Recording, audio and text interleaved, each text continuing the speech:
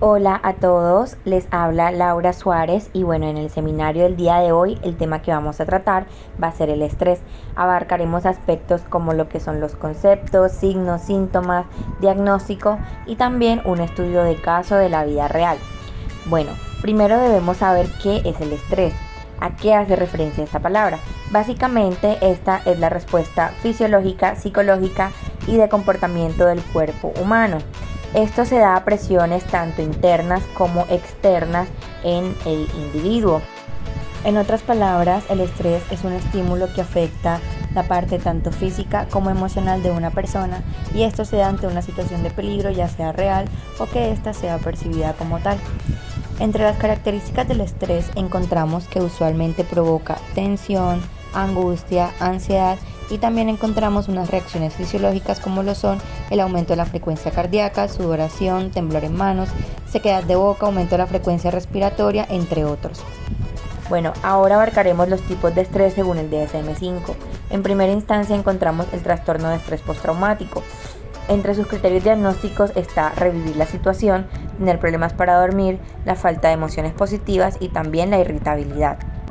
Entre otros criterios se encuentra también el sentirse muy mal cuando algo recuerda la situación, sentir miedo o tristeza de forma continua y de manera intensa, buscar en forma constante posibles amenazas, el asustarse fácilmente y también evitar lugares o personas que estén asociadas con la situación o con el acontecimiento traumante. Por otra parte, encontramos el trastorno por estrés agudo. Entre sus criterios diagnósticos está recuerdos angustiantes e intrusivos del evento, intensa angustia psicológico-fisiológica cuando recuerda el episodio, sentido de la realidad distorsionado, hipervigilancia, trastorno del sueño, irritabilidad o crisis de enojo, dificultades para concentrarse, respuestas de sobresalto, también esfuerzos para evitar factores externos que rememoran el suceso, entre otros. Debemos tener en cuenta que los signos y síntomas entre estos tipos de estrés son similares. Entonces, ¿cómo podemos diferenciarlos? Por medio del tiempo y de la duración. Es decir, en el trastorno por estrés agudo comienza en forma típica inmediatamente después del trauma y la duración va entre 3 días a un mes. En cambio, en el trastorno de estrés postraumático, la duración debe ser mayor a un mes. Incluso este puede ser una continuación del trastorno por estrés agudo o también se puede manifestar hasta 6 meses después del acontecimiento traumante. Por otra parte, encontramos el diagnóstico diferencial, en este caso del trastorno de estrés postraumático.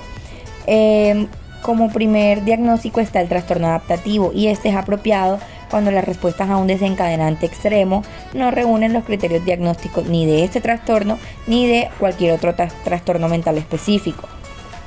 Con respecto al trastorno por estrés agudo, como ya mencioné anteriormente, pues tenemos el tiempo y la duración. Esta será la clave para diferenciarlo, pues si los síntomas persisten más de un mes y reúnen los criterios del trastorno por estrés postraumático, pues debe cambiarse este diagnóstico. Seguidamente tenemos el trastorno obsesivo compulsivo. Aquí se debe tener en cuenta que hay pensamientos intrusivos de carácter recurrente, si bien el individuo los reconoce como inapropiados, pero no se relacionan con una experiencia de un acontecimiento traumático. Aquí entran los flashbacks que son muy típicos del trastorno de estrés postraumático y deben distinguirse del trastorno obsesivo compulsivo. Con respecto al diagnóstico diferencial del trastorno por estrés agudo, tenemos en primera instancia el psicótico breve, que en algunos individuos aparecen síntomas psicóticos después de un acontecimiento traumante. Por otra parte, con respecto al trastorno depresivo mayor, este se da si después del trauma aparece un episodio de estos, pues se puede considerar el diagnóstico adicional de trastorno depresivo, además del trastorno por estrés agudo. Seguidamente encontramos el trastorno adaptativo en los individuos que experimentan un acontecimiento extremadamente traumático, pero presentan un cuadro sintomático que no reúne los criterios diagnósticos del trastorno por estrés agudo, pues sería acorde considerarse el diagnóstico de trastorno adaptativo en este caso. Ahora hablaremos sobre cómo intervenir desde la psicología en un ambiente hospitalario, es decir, intervención en crisis. Primero encontramos la relajación.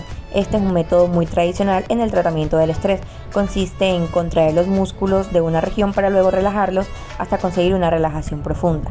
También encontramos las respiraciones profundas.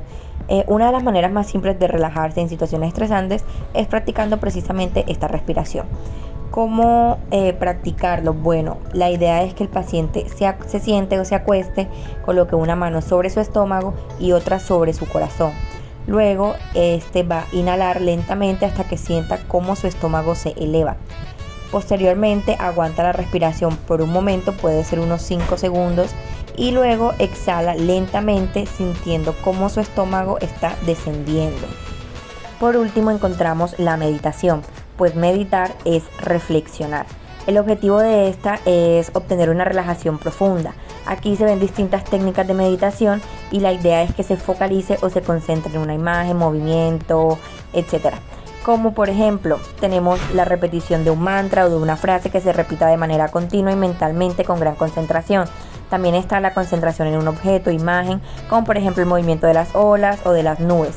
Y por último está el movimiento continuado rítmico y relajado con gran concentración, como por ejemplo movimientos giratorios de cuello, movimientos respiratorios, entre otros.